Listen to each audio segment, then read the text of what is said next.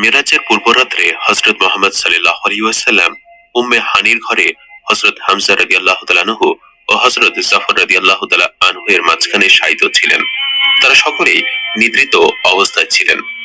এমন সময় গভীর রাত্রে হঠাৎ ঘরের ছাদ উন্মুক্ত হয়ে গেল এবং হযরত জিবরাইল আলাইহিস সালাম ও হযরত মিকাইল আলাইহিস সালাম ওই ঘরের ছাদ ফাটিয়ে ভেতরে প্রবেশ করলেন এবং রাসূল সাল্লাল্লাহু আলাইহি সাল্লামকে ছাদের ওপর দিয়ে জমজম কূপের নিকট নিয়ে গেলেন এবং তাকে শুয়ে দিয়ে তার বক্ষ বিদারণ করলেন।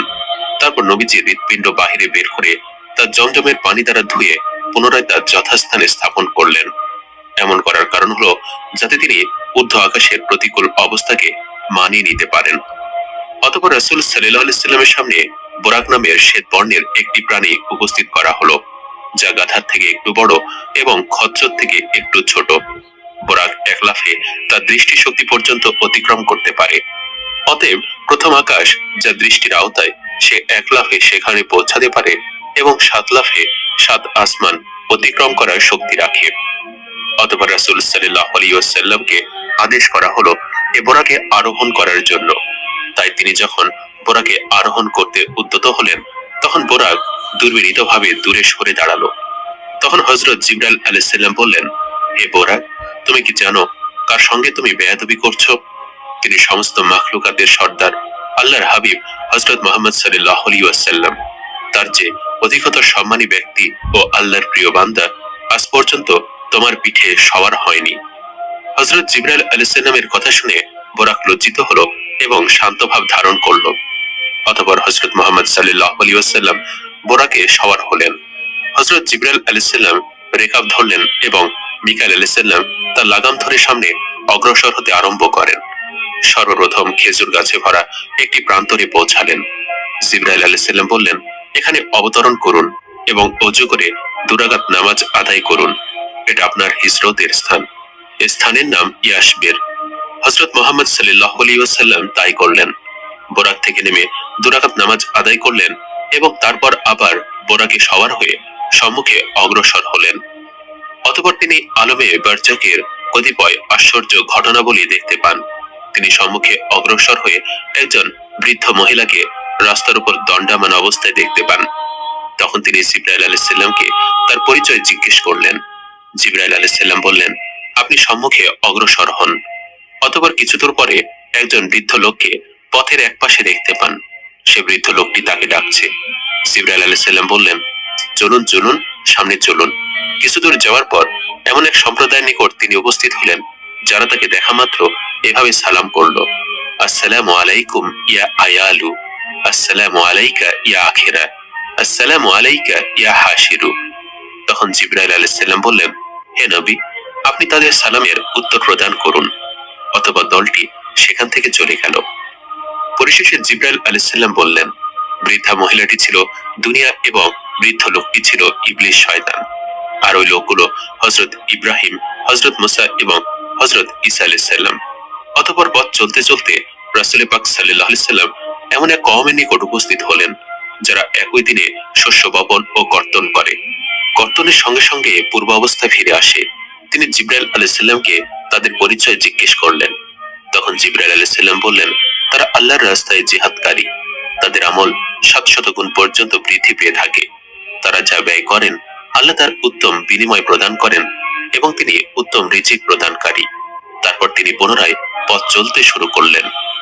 অতঃপর তিনি এমন এক সম্প্রদায় দেখতে পান, যাদের মাথা পাথর দিয়ে আঘাত করা হয়, ফলে তা চূর্ণ বিচূর্ণ হয়ে যায়, আবার পূর্ব অবস্থায় ফিরে যায়। পুনরায় আঘাত করা হয়, আর এই অবস্থা অনবরত চলতে আছে। হযরত জিবরাইল আলাইহিস সালাম বললেন, তারা ওই সমস্ত লোক যারা ফরজ নামাজ হতে বিমুখ হয়ে থাকে। এরপর রাসূল সাল্লাল্লাহু আলাইহি ওয়াসাল্লাম আবারও পথ চলতে লাগলেন। তারপর এমন এক সম্প্রদায়ের নিকট পৌঁছালেন, যাদের লজ্জাস্থানের মধ্যে আগুনের রশি বাঁধা ছিল।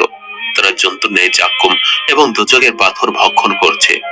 হযরত মুহাম্মদ সাল্লাল্লাহু আলাইহি ওয়াসাল্লাম জিবরাইল আলাইহিস সালামকে তাদের সম্বন্ধে প্রশ্ন করলে জিবরাইল আলাইহিস সালাম বললেন, এই সম্প্রদায় যাকাত প্রদান করে না, তাই তাদের এমন অবস্থা। তারপর রাসূল সাল্লাল্লাহু আলাইহি ওয়াসাল্লাম আবারও পথ চলতে লাগলেন। অতঃপর এমন এক সম্প্রদায়ের নিকট উপস্থিত হলেন, যাদের সামনে 2টি ডেক আছে। একটি ডেকে পচা গোস্ত এবং অপরটিতে পাক করা গোস্ত আছে। কিন্তু তারা পচা গলা গোস্ত ভক্ষণ করছে।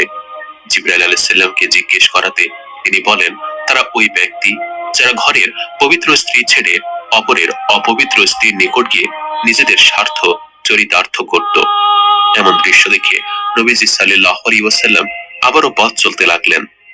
তারপর এমন এক ব্যক্তির নিকট পৌঁছালেন যে বিরাট একটি লাকড়ির বোঝা বেঁধে নিয়েছে, যা সে বহন করতে পারছে না, অথচ সে আরো লাকড়ি নিয়ে একত্রিত করছে। তার উচিত ছিল লাকড়ির বোঝা কিছুটা কমিয়ে দেওয়া, যাতে সে তার লাকড়ি বহন করতে পারে। তখন রাসূল পাক সাল্লাল্লাহু আলাইহি ওয়াসাল্লাম হযরত জিবরাইল আলাইহিস সালামকে বললেন, এই লোকটিকে এবং সে এমনটা কেন করছে? তখন জিবরাইল আলাইহিস সালাম বললেন, সে ওই ব্যক্তি যার উপর মানুষের অনেক হক আছে, যা সে আদায় করতে পারছে না, তারপরও সে অন্যান্য লোকের হক মাথায় উঠিয়ে নিচ্ছে। অতঃপর নবী করিম সাল্লাল্লাহু আলাইহি ওয়াসাল্লাম সামনে অগ্রসর হলেন। বেশ কিছু দূর যেতে এক জায়গায় দেখলেন কিছু লোকের জিহ্বা আগুনের কাঁচি দ্বারা কাটা হচ্ছে এবং তার সাথে সাথে আবার ঠিক হয়ে আগের মতো হয়ে যাচ্ছে, অতঃপর আবার কাটা হচ্ছে এবং আবার আগের মতো হয়ে যাচ্ছে। এই অবস্থা দেখে রাসূল সাল্লাল্লাহু আলাইহি সাল্লাম জিজ্ঞেস করলেন, এরা কারা? হযরত জিবরাইল আলাইহিস সালাম জবাব দিলেন, এরা সেই সমস্ত লোক যারা মানুষকে উপদেশ দিত, অথচ নিজেরা সে উপদেশ অনুযায়ী আমল করত না। এভাবে অনেক ঘটনার মধ্য দিয়ে রাসূল সাল্লাল্লাহু আলাইহি ওয়াসাল্লাম বাইতুল মুকাদ্দাসে পৌঁছে গেলেন। সেখানে গিয়ে তিনি বোরাককে একটি আংটির মধ্যে বেঁধে রাখলেন, যেখানে পরবর্তী নবীগণ তাদের সওয়ারি বাঁধতেন। কোন কোন বর্ণনাতে হযরত জিবরাইল আলাইহিস সালাম নিজের আঙ্গুল দিয়ে একটি পাথর ছিদ্র করে দিয়েছিলেন, অতঃপর তাতে বোরাক বেঁধেছিলেন। বোরাক বাঁধার পর হযরত জিবরাইল আলাইহিস সালাম বললেন, হে মুহাম্মদ, আপনি বেহেশতের হুর দেখার জন্য আপনার প্রভুর নিকট দরখাস্ত করেছিলেন কি? রাসূল সাল্লাল্লাহু আলাইহি সাল্লাম বললেন, হ্যাঁ। হযরত জিবরাইল আলাইহিস সালাম বললেন, ওই দিকে তাকান। তিনি কোরআনের জান্নাতের এক জমাতকে দেখতে পেলেন। তাদের নিকট গমন করে জিজ্ঞেস করলেন, আপনারা কিসের জন্য সৃষ্ট হয়েছেন? তারা বলল, আমরা পবিত্র ও অনুপমা। আমরা এমন লোকের সহধর্মিণী যারা পবিত্র, কখনো অপবিত্র হবে না। অতঃপর রাসূল সাল্লাল্লাহু আলাইহি সাল্লাম বাইতুল মুকাদ্দাসের ভিতর প্রবেশ করেন। সেখানে সমস্ত নবীগণকে দেখতে পেলেন। তারপর দুরাকাত নামাজ জামাতে আদায় করার আদেশ হলো। সকলে সারিবদ্ধ হয়ে দাঁড়ালো। কে ইমাম হবেন সে প্রতীক্ষায় আছেন। হযরত জিবরাইল আলাইহিস সালাম হযরত মুহাম্মদ সাল্লাল্লাহু আলাইহি সাল্লামের হাত ধরে ইমামের মুসল্লায় বাড়িয়ে দেন এবং বললেন, আপনি ইমাম হয়ে নামাজ পড়িয়ে দেন। ওই জামাতে মোট 7 কাতার হয়। প্রথম 3 কাতার রাসূলগণের এবং অবশিষ্ট কাতারগুলো নবীগণের। হযরত মুহাম্মদ সাল্লাল্লাহু আলাইহি সাল্লামের বরাবর পেছনে হযরত ইব্রাহিম আলাইহিস সালাম, ডান দিকে হযরত ইসমাঈল আলাইহিস সালাম এবং বাম দিকে হযরত ইসহাক আলাইহিস সালাম ছিলেন। নামাজ শেষে জিবরাইল আলাইহিস সালাম বললেন, সমস্ত নবী রাসূলগণ আপনার পেছনে নামাজ পড়েছে। এটা ছাড়া কতিপয় বিশেষ বিশেষ ফেরেশতাও এই জামাতে শরীক হয়েছে।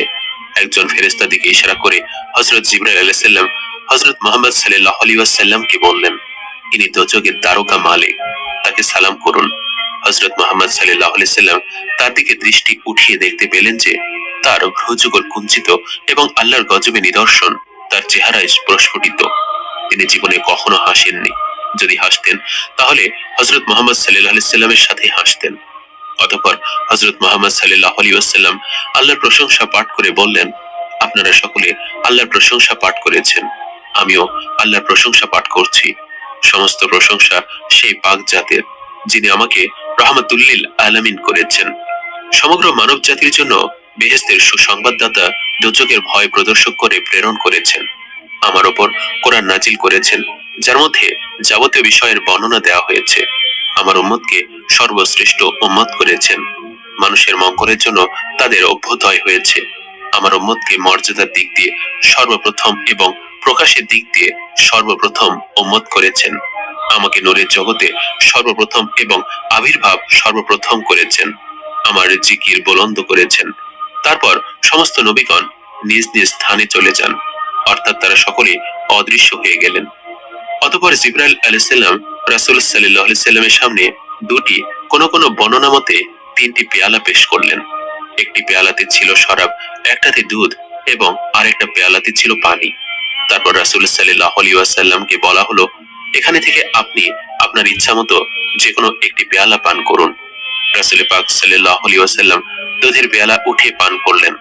তখন জিবরাইল আলাইহিস সালাম বললেন, আপনি সঠিক পথের সন্ধান পেয়েছেন। যদি আপনি শরাবের পেয়ালা পান করতেন তাহলে আপনার উম্মত গুমরা হয়ে যেত। অতঃপর জান্নাত থেকে বাইতুল মুকাদ্দাস পর্যন্ত একটি সিঁড়ি স্থাপন করা হয়। তখন রাসূল সাল্লাল্লাহু আলাইহি সাল্লাম যাত্রা শুরু করলেন ঊর্ধ্ব আকাশপানে মহান প্রভুর সান্নিধ্য লাভের উদ্দেশ্যে। জিবরাইল আলাইহিস সালাম তার সঙ্গে তার সান্ত্বনার জন্য আরোহণ করেন এবং চোখের নিমিষে প্রথম আকাশের দরজায় পৌঁছান। হযরত জিবরাইল আলাইহিস সালাম দরজায় নক করলে ভেতর থেকে দারোয়ান জিজ্ঞেস করলেন, কে? তখন জিবরাইল আলাইহিস সালাম উত্তর দিলেন, আমি জিবরাইল। আবার ভেতর থেকে প্রশ্ন করা হলো, আপনার সাথে উনি কে? হযরত জিবরাইল আলাইহিস সালাম বললেন, তিনি হলেন হযরত মুহাম্মদ সাল্লাল্লাহু আলাইহি ওয়াসাল্লাম। আবারও প্রশ্ন করা হলো, তাকে আনতে পাঠানো হয়েছে কি? তখন জিবরাইল আলাইহিস সালাম বললেন, হ্যাঁ। অতঃপর প্রথম আসমানের দরজা খুলে দিলে নবী করিম রাসূল পাক সাল্লাল্লাহু আলাইহি সাল্লাম প্রথম আসমানে উঠলেন এবং উঠে দেখলেন একজন বৃদ্ধা লোক বসে আছেন। তখন জিবরাইল আলাইহিস সালাম বললেন, হে নবী, আপনি তাকে সালাম করুন, ইনি আপনার পিতা হযরত আদম আলাইহিস সালাম। ফলে মহানবী রাসূল সাল্লাল্লাহু আলাইহি সাল্লাম তাকে সালাম দিলেন। তিনি সালামের উত্তর দিলেন, মারহাবা বলে অভিনন্দন জানালেন এবং কিছু উপদেশ দিলেন। অতঃপর সেখানে মহানবী রাসূল সাল্লাল্লাহু আলাইহি সাল্লাম হযরত আদম আলাইহিস সালামের ডান পার্শ্বে পিঁপড়ার ন্যায় বহু রূহ দেখতে পান এবং বাম দিকেও অনুরূপ রূহ দেখতে পান। তবে ডান পাশে তাকিয়ে আদম আলাইহিস সালাম আনন্দিত হন এবং বাম দিকে তাকিয়ে আদম আলাইহিস সালাম বিষণ্ণ হয়ে ক্রন্দন করেন। এমন দৃশ্য দেখে হযরত মুহাম্মদ সাল্লাল্লাহু আলাইহি সাল্লাম হযরত জিবরাইল আলাইহিস সালামকে তার হাকিকত সম্বন্ধে জিজ্ঞেস করেন। তখন জিবরাইল আলাইহিস সালাম বললেন, ডান পাশে রূহগুলো আদম সন্তানের জান্নাতি ব্যক্তিগণ এবং বাম দিকে তার আওলাদের দোজখ সন্তানগণ। যাই হোক, হযরত আদম আলাইহিস সালামের নসিহত শেষে তিনি একইভাবে দ্বিতীয় আসমানে গিয়ে পৌঁছান এবং আগের মতো প্রশ্ন উত্তরের পর দারোয়ান গেট খুলে দেন। দ্বিতীয় আসমানে আরোহণ করে তিনি দুই খালাতো ভাই হযরত ঈসা ও ইয়াহয়া আলাইহিস সালামকে দেখতে পান। হযরত জিবরাইল আলাইহিস সালাম তাদের পরিচয় করে বললেন, তাদেরকে সালাম করুন। রাসূল পাক সাল্লাল্লাহু আলাইহি সাল্লাম তাদেরকে সালাম দিলেন। তারা সালামের উত্তর দিয়ে বললেন, নেক ভ্রাতা ও নেক নবীকে মারহাবা। অতঃপর তার জন্য বরকতের দোয়া করলেন। এরপর চলে যান তৃতীয় আসমানে। তৃতীয় আসমানে হযরত ইউসুফ আলাইহিস সালামের সঙ্গে সাক্ষাৎ হয়। হযরত ইউসুফের রূপের বর্ণনা দিতে চেয়ে হযরত মুহাম্মদ সাল্লাল্লাহু আলাইহি সাল্লাম বলেছেন, আমি ইউসুফ আলাইহিস সালামকে এমন সুন্দর দেখেছি যে তিনি কুল মাখলুকাতের মধ্যে অর্ধেক সৌন্দর্যের অধিকারী। এরপর চলে যান চতুর্থ আসমানে। সেখানে দেখা যায় হযরত ইদ্রিস আলাইহিস সালামের সাথে। এভাবে পঞ্চম আসমানে হযরত হারুন আলাইহিস সালামের সঙ্গে এবং ষষ্ঠ আসমানে হযরত মুসা আলাইহিস সালামের সঙ্গে এবং সপ্তম আসমানে হযরত ইব্রাহিম আলাইহিস সালামের সঙ্গে সাক্ষাৎ হয়। তিনি বাইতুল মামুরের দরজায় হেলান দিয়ে বসেছিলেন। হযরত জিবরাইল আলাইহিস সালাম বললেন, তিনি হযরত ইব্রাহিম, তাকে সালাম করুন। রাসূল সাল্লাল্লাহু আলাইহি সাল্লাম তাকে সালাম দিলেন। হযরত ইব্রাহিম আলাইহিস সালাম সালামের উত্তর দিয়ে বললেন, নেক সন্তান ও নেক নবীকে মারহাবা। বাইতুল্লাহ শরীফের বরাবর প্রত্যেক আকাশে একটি করে আল্লাহর ঘর আছে। সপ্তম আকাশে অবস্থিত বাইতুল মামুর দুনিয়ার বাইতুল্লাহর বরাবর অবস্থিত। তা ফেরেশতাগণের ইবাদতগাহ। প্রত্যেক দিন সকালে 70,000 ফেরেশতা ওই ঘরের আগমন করে আল্লাহর ইবাদত করে থাকে। সূর্যাস্তের পূর্বে তারা চলে যান এবং নতুন 70,000 ফেরেশতার আগমন হয়। তারা ফজরের সময় চলে যান, আবার নতুন 70,000 আগমন করেন। কিয়ামত পর্যন্ত এই নিয়ম চলতে থাকবে, কিন্তু কোনো একজন ফেরেশতা দ্বিতীয়বার আসার সুযোগ পাবে না। সেখানে হযরত মুহাম্মদ সাল্লাল্লাহু আলাইহি সাল্লাম হযরত ইব্রাহিম আলাইহিস সালামের তত্ত্বাবধানে কতগুলো ছোট ছোট শিশু দেখতে পেলেন। হযরত জিবরাইল আলাইহিস সালামকে জিজ্ঞেস করা হলে তিনি বললেন, তারা ঈমানদার গণের সন্তান, যারা নাবালক অবস্থায় মৃত্যুবরণ করেছে। সেখানে তারা কিছুক্ষণ আলাপ করলেন, এরপর বিদায় নিয়ে আরো উপরে উঠতে শুরু করলেন। অতঃপর সিদরাতুল মুনতাহায় গিয়ে পৌঁছালেন। সিদরাতুল মুনতাহার নিকট জিবরাইল আলাইহিস সালামকে রাসূল সাল্লাল্লাহু আলাইহি সাল্লাম তার আসল চেহারায় দেখতে পান, যে চেহারার উপর আল্লাহ তাআলা তাকে সৃষ্টি করেছেন। রাসূল সাল্লাল্লাহু আলাইহি সাল্লাম দেখলেন হযরত জিবরাইল আলাইহিস সালামের 600 পাখা, একটি পাখায় দিগন্তকে আচ্ছাদিত করে রেখেছে। হযরত জিবরাইল আলাইহিস সালাম যখন পাখাসমূহ হরকত দিয়েছিলেন, তখন অজস্র ধারায় ইয়াকুত ও হরিদ্রা বর্ণের মতি ছড়িয়ে পড়ল, যার সংখ্যা আল্লাহ ব্যতীত আর কেউ নির্ণয় করতে পারে না। কিছুক্ষণ পর সেখানে রফরফ এসে উপস্থিত হলো। রফরফ সবুজ বর্ণের একটি ফরাশ বা সিংহাসন। তখন হযরত জিবরাইল আলাইহিস সালাম বললেন, এখন আমি আপনার নিকট হতে বিদায় নিচ্ছি, এটা আমার শেষ সীমা। এখন শুধু আপনি আর আপনার পরওয়ারদিগার। তখন রাসূল সাল্লাল্লাহু আলাইহি ওয়াসাল্লাম বললেন, হে জিবরাইল, আপনি কেন আমাকে ছেড়ে যাচ্ছেন? এ পর্যন্ত আমার নিকট হতে কোনো প্রকার দুর্ব্যবহার পেয়েছেন কি? হযরত জিবরাইল আলাইহিস সালাম বললেন, আমি যদি কেশ পরিমাণ উপরে যাই তাহলে আল্লাহর তাজাল্লি আমাকে জ্বালিয়ে ভস্ম করে দিবে। অতঃপর রাসূল সাল্লাল্লাহু আলাইহি সাল্লাম বললেন, রফরফে আরোহণ করে আমাকে আরশের দিকে উঠানো হলো। আরশের নিকটবর্তী হলে আমার মুখে একটি বিন্দু পতিত হলো। তা এত মধুর যে সৃষ্ট জগতে এর চেয়ে মধুর বস্তুর স্বাদ কেউ গ্রহণ করেনি। সেখানে এমন এক মহান নিদর্শন দেখতে পেলাম যা মানবের ভাষায় বর্ণনা করা যায় না। এক পর্যায়ে তিনি এক জায়গায় গিয়ে দেখলেন দীর্ঘ আকৃতি বিশিষ্ট একজন ফেরেশতা চেয়ারে বসে আছেন। তার হাতে রয়েছে একটি নূরের ঝলক, আর পাশে একটি বিরাট গাছ যাকে বলা হয় সাদারাতুল ইয়াকিন। এর প্রতিটি পাতায় দুনিয়াবাসীদের এক একজনের নাম লেখা রয়েছে। তিনি খুব মনোযোগ দিয়ে তার হাতের ফলকটি দেখছিল, আর একটু পর পর গাছের পাতার দিকেও তাকাচ্ছিলেন। তিনি এই কাজে এত মশগুল ছিলেন যে রাসূল সাল্লাল্লাহু আলাইহি সাল্লাম তাকে সালাম দিলে তিনি তার দিকে না তাকিয়ে কেবল মাথাটা নাড়িয়ে তার সালামের জবাব দিলেন। একটু পরে কি যেন ভেবে মাথাটা উঠালেন। তার চেহারা দেখে নবী করিম রাসূল সাল্লাল্লাহু আলাইহি সাল্লাম কিছুটা ভীত হয়ে পড়লেন। আসলে ইনি হলেন হযরত আজরাইল আলাইহিস সালাম। হযরত আজরাইল আলাইহিস সালাম নবী করিম রাসূল সাল্লাল্লাহু আলাইহি সাল্লামকে অভিনন্দন জানালেন এবং বললেন, আপনার মেরাজ শুভ হোক। এ সফর আপনার ও আপনার উম্মতের জন্য কল্যাণকর হোক। আজরাইল আলাইহিস সালামের এমন সুন্দর আচরণ দেখে রাসূল সাল্লাল্লাহু আলাইহি ওয়াসাল্লামের ভয় কেটে গেল। তাই তিনি জিজ্ঞেস করলেন, আপনি একা গোটা পৃথিবীর জীবের রূহ কিভাবে কবজ করেন? তখন হযরত আজরাইল আলাইহিস সালাম বললেন, ইয়া রাসূলুল্লাহ, আমার হাতের যে ফলকটি দেখছেন এতে সমস্ত মানুষের নাম ঠিকানা লিখিত আছে। ঠিক তেমনি ভাবে এই গাছের প্রতিটি পাতায় পাতায় অনুরূপ নাম ঠিকানা লেখা রয়েছে। যখন কারোর মৃত্যুর সময় হয় তখন তার নামের পাতাটি ধীরে ধীরে হলুদ হতে থাকে। একসময় পাতাটি ঝরে পড়লে তখন আমি তার এই ফলকটি দেখে নামটি মুছে ফেলি এবং তার রূহ কবজ করি। ইয়া রাসূলুল্লাহ, আপনার সামনে থালার উপর যদি কতগুলো পিঁপড়া রাখা থাকে তখন আপনি যেখানে ইচ্ছা সে কয়টা ইচ্ছা মারতে পারেন। ঠিক তেমনি গোটা পৃথিবী আমার সামনে রয়েছে, সুতরাং আমার যেখানে ইচ্ছা যেভাবে ইচ্ছা যে কাউকে ইচ্ছা ধরে আনতে পারি। অতঃপর রাসূল সাল্লাল্লাহু আলাইহি সাল্লাম বললেন, ভাই আজরাইল, আপনি যখন মানুষের জান কবজ করেন তখন ওই ব্যক্তির কি রকম কষ্ট হয়? তখন হযরত আজরাইল আলাইহিস সালাম বললেন, নবী ইদ্রিস আলাইহিস সালামের মৃত্যুর আগে মৃত্যুর স্বাদ অনুভব করতে চেয়েছিলেন। আমি আল্লাহর নির্দেশে তার রূহ কবজ করে ফেরত দিয়ে তার অনুভূতি জানতে চেয়েছিলাম। তখন তিনি বলেছিলেন, আমার কাছে মনে হয়েছে যেন আমার দেহ থেকে চামড়া খুলে নেওয়া হচ্ছে। তখন আজরাইল আলাইহিস সালাম বললেন, আল্লাহর শপথ, আপনার মতো সহজ করে আমি কারো রূহ কবজ করিনি। এ কথা শুনে নবী করিম রাসূল সাল্লাল্লাহু আলাইহি সাল্লাম বিচলিত হয়ে উঠলেন, চিন্তিত হলেন উম্মতের কথা চিন্তা করে। তখন হযরত আজরাইল আলাইহিস সালাম বললেন, ইয়া রাসূলুল্লাহ, আপনার উম্মতের মধ্যে যারা নেককার তাদের রূহকে এমন ভাবে কবজ করার নির্দেশ দেওয়া হয়েছে যেমন ছোট বাচ্চা তার মায়ের কোলে দুধ খেতে খেতে ঘুমিয়ে যায়, কিছুই টের পায় না। আপনার নেককার উম্মতের অবস্থা ঠিক তেমনই হবে। অতঃপর নবী করিম রাসূল সাল্লাল্লাহু আলাইহি সাল্লাম আর উপরে চলতে লাগলেন। চলতে চলতে শেষ পর্যন্ত এমন এক জায়গায় এসে পৌঁছালেন যেখানে কোনো রকম প্রাণী আছে বলে মনে হলো না। নীরব নিস্তব্ধ এলাকা, ফলে তিনি কিছুটা ভীত হলেন। এমন সময় গায়েবী আওয়াজ এলো, ইয়া রাসূলুল্লাহ, আপনি বিচলিত হবেন না। আপনি আরশে আজিমের সামনে রয়েছেন। আপনার পালনকর্তা রাব্বুল আলামিন আপনার সম্মুখে রয়েছেন। আপনি যা কিছু হাদিয়া পেশ করার তা পেশ করেন। আল্লাহর কথা শুনে রাসূল সাল্লাল্লাহু আলাইহি সাল্লাম চিন্তায় পড়ে গেলেন। কি হাদিয়া পেশ করবেন? আল্লাহ তাআলা তো সবচেয়ে ধনী, তিনি তো কিছু খান না। তিনি আরশ ও কুরসির মালিক, তিনি লৌহ মাহফুজের মালিক, তিনি আসমান জমিনের মালিক, তিনি সকল ধন ভান্ডারের মালিক। কোন জিনিস হাদিয়া দিলে তিনি খুশি হবেন?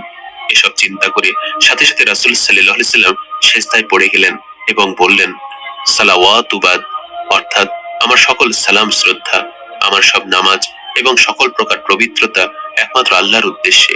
তখন আল্লাহ পাক রাসূল সাল্লাল্লাহু আলাইহি ওয়াসাল্লামকে বললেন, আমি আপনাকে এমন একটি নূর প্রদান করেছি যা দ্বারা আপনি আমার জামালে দিদার লাভ করতে পারবেন, এবং শ্রবণ শক্তি দিয়েছি যাতে আমার কালাম শ্রবণ করতে পারেন। অথবা রাসূল সাল্লাল্লাহু আলাইহি সাল্লাম আল্লাহ দিদার লাভ করলেন। আল্লাহর জামাল দেখা মাত্রই সিজদায় পড়লেন। আল্লাহর পক্ষ হতে ইরশাদ হলো, আপনি আমার নিকট প্রার্থনা করুন। রাসূল সাল্লাল্লাহু আলাইহি সাল্লাম আরজ করলেন, হে প্রভু, আপনি ইব্রাহিমকে খলিল, মুসাকে কলিম করেছেন, দাউদকে খুশ এলহাম এবং বিশাল সাম্রাজ্য দান করেছেন।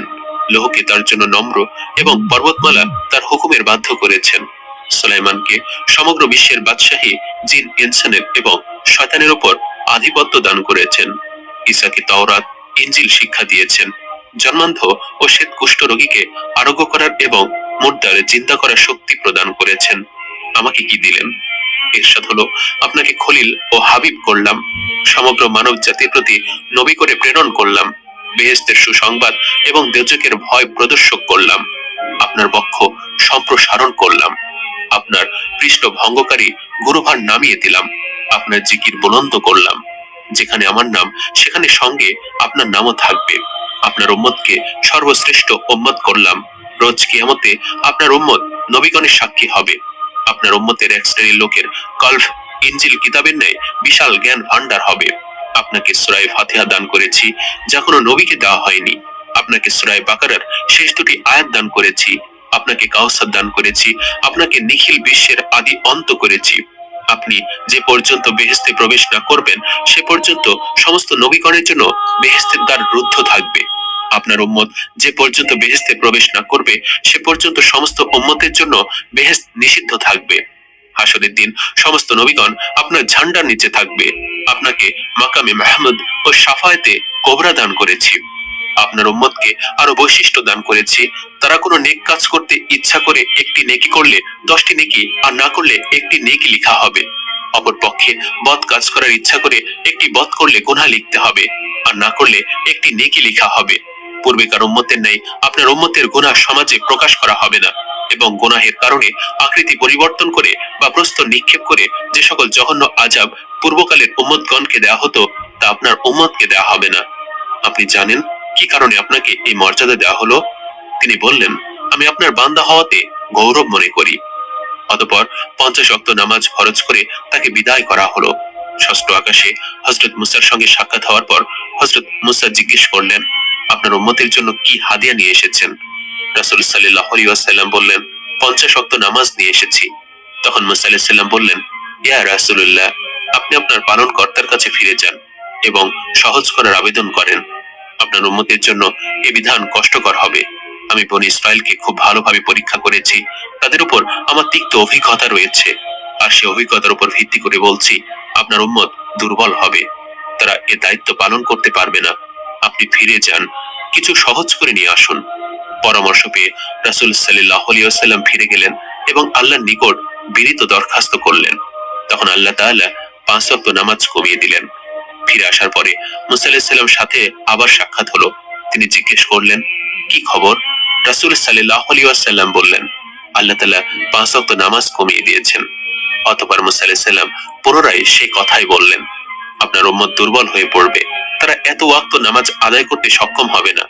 আপনি আবার ফিরে যান। এভাবে নবী করিম সাল্লাল্লাহু আলাইহি ওয়াসাল্লাম হযরত মুসা আলাইহিস সালামের কথা অনুযায়ী মোট 9 বার আল্লাহর কাছে ফিরে গেলেন, এবং প্রতিবার আল্লাহ তাআলা 5 ওয়াক্ত নামাজ কমিয়ে দিলেন। শেষ পর্যন্ত মোট 5 ওয়াক্ত নামাজ থাকলো। মুসা আলাইহিস সালাম আবারও ফিরে যেতে অনুরোধ করলেন, কিন্তু রাসূল সাল্লাল্লাহু আলাইহি ওয়াসাল্লাম এবার উত্তর দিলেন, আমি লজ্জাবোধ করছি, আর ফিরে যেতে পারবো না। এমন সময় উপর হতে আওয়াজ আসলো, হে মুহাম্মদ, এই 5 ওয়াক্তই ঠিক থাকবে, তবে আমার কথার পরিবর্তন হয় না। তাই প্রথম ঘোষণা অনুযায়ী 5 ওয়াক্তকে 50 ওয়াক্ত ধরা হবে। কার্যত 5 ওয়াক্ত রইল, কিন্তু আমি 50 ওয়াক্তের সওয়াব প্রদান করব। অতঃপর রাসূল সাল্লাল্লাহু আলাইহি ওয়াসাল্লাম চলে আসলেন। প্রথম আসমানে অবতরণ করার পর তিনি নিচের দিকে অসংখ্য ধোঁয়া ও ধোলা দেখতে পান এবং ভীষণ শোরগোল শুনতে পেলেন। তিনি জিবরাইল আলাইহিস সালামকে জিজ্ঞেস করলেন, তারা কারা? তখন জিবরাইল আলাইহিস সালাম বললেন, আপনার কওম মিরাজের ব্যাপারে আপনাকে বিশ্বাস করেও করবে না, কিন্তু আবু বকর আপনাকে বিশ্বাস করবে। আপনি তার নিকট বলবেন, তিনি সিদ্দিক। অতঃপর রাসূল সাল্লাল্লাহু আলাইহি ওয়াসাল্লাম অচিন্তনীয় দূরত্ব নিমিষের মধ্যে অতিক্রম করে স্বস্থানে ফিরে আসলেন। পরদিন সকালে নবীজি রাসূল সাল্লাল্লাহু আলাইহি ওয়াসাল্লাম হাতিমে কাবায় চিন্তিত মনে একান্তে বসেছিলেন, আর মনে মনে ভাবছিলেন, রাত্রে সংঘটিত মিরাজ ও ইসরার কথা প্রকাশ করলে মানুষ আমাকে মৃত্যু বলবে না তো? ইতিমধ্যে কাজ দিয়ে যাচ্ছিল আবু জাহেল। তখন সে নবীজির কাছে বসে বিদ্রুপের ছলে বলল, কোনো ব্যাপার আছে নাকি? নবীজি সাল্লাল্লাহু আলাইহি ওয়াসাল্লাম বললেন, হ্যাঁ। তখন আবু জাহেল বলল, কি ব্যাপার? নবীজি রাসূল সাল্লাল্লাহু আলাইহি ওয়াসাল্লাম জবাব দিলেন, আজ রাতে আমার মেরাজ হয়েছে। তখন আবু জাহেল বিস্ময়ের সাথে বলল, কতদূর পর্যন্ত যাওয়া হয়েছিল? নবীজি বললেন, বাইতুল মাকদিস পর্যন্ত। সে আরো ঠাট্টা করে বলে উঠল, চমৎকার তো, এরপর সকালে তুমি আমাদের কাছে এসে গেলে? নবীজি সাল্লাল্লাহু আলাইহি সাল্লাম দৃঢ়তার সাথে বললেন, হ্যাঁ। এরপর আবু জাহেল কথা না বাড়িয়ে তাকে বলল, আচ্ছা, আমি যদি পুরো কওমকে ডেকে নিয়ে আসি, তাহলে কি তুমি একই কথা বলতে পারবে? তখন নবীজি আরো সুদৃঢ় হয়ে বললেন, অবশ্যই। অতঃপর আবু জাহেল লুয়াই ইবনে কাব গোত্রের নাম ধরে ডাকতে লাগলো, আর তারাও দলে দলে খানায় কাবায় সমবেত হতে লাগলো। সকলে এসে উপস্থিত হলে আবু জাহেল বলল, আমাকে যা কিছু তুমি শুনিয়েছিলে, পারলে তা এদের কাছেও ব্যক্ত করো। নবীজি রাসূল সাল্লাল্লাহু আলাইহি সাল্লাম পুনরায় একই ঘটনা তাদের সম্মুখে ব্যক্ত করলে কিছু লোক বিস্ময়ে হাতের উপরে হাত রাখলো, আবার অনেকেই হতবাক হয়ে মাথায় হাত দিল। তারা বলল, তাহলে তুমি কি আমাদের কাছে বাইতুল মাকদিসের অবস্থা বর্ণনা করতে পারবে? উল্লেখ্য, উপস্থিত অনেকেই বাইতুল মাকদিস সম্পর্কে সম্যক অবগত ছিল। নবীজি রাসূল সাল্লাল্লাহু আলাইহি সাল্লাম বলেন, আমি তাদের কাছে বাইতুল মাকদিসের অবস্থা বর্ণনা করতে লাগলাম। কিছু বিষয় আমার কাছে অস্পষ্ট মনে হচ্ছিল। মনে মনে আমি খুব চিন্তিত হচ্ছিলাম। আমি তখনও কাবার হাতিমে পুরো কওমের সামনে দণ্ডায়মান। ইতিমধ্যেই পুরো বাইতুল মাকদিস আমার চোখের সামনে উদ্ভাসিত করা হলো। আখিলের ঘরের উপর উদ্ভাসিত বাইতুল মাকদিস আমি সচক্ষে দেখে দেখে সবকিছু নিঃসংকোচে বলতে লাগলাম। শুনে উপস্থিত লোকেরা মন্তব্য করলো, মানচিত্র ও অবস্থা তো সঠিকই বর্ণিত হয়েছে। একদা মক্কার কোনো পথ ধরে হেঁটে যাচ্ছিলেন হযরত আবু বকর রাদিয়াল্লাহু তাআলা আনহু। মক্কার কাফেররা তাকে নবীজির এই বিষয়ের কথা বলে তাকে জিজ্ঞাসা করলো, তবু কি তুমি তাকে বিশ্বাস করবে? হযরত আবু বকরের হৃদয়ে ঈমানের বহিঃশিখা জ্বলে উঠল। তিনি এক আকাশ আস্থা নিয়ে সুদৃঢ় কণ্ঠে বলে উঠলেন, আমি তো এর চেয়েও আরো দূরের অনেক জটিল বিষয়ও তাকে বিশ্বাস করি। কারণ নবীজির কাছে আসা আসমানি বার্তা সমূহের ওপর রয়েছে আমার অটল বিশ্বাস ও সুদৃঢ় ঈমান।